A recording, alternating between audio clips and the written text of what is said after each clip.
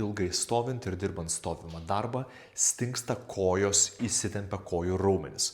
Kokios to priežastys ir ką su to daryti? Pasižiūrėkime. Ir žinoma, kalbėdamas apie kojas, aš naudosiu rankos pavyzdį.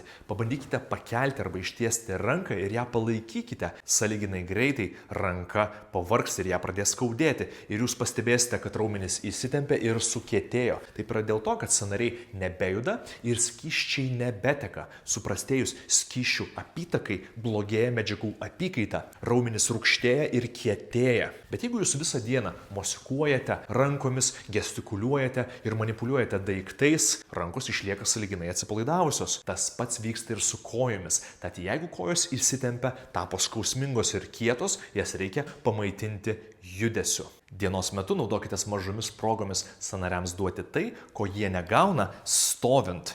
Įsėskite giliau į klubą, leiskite keliams ir čiurnoms atlaisvėti.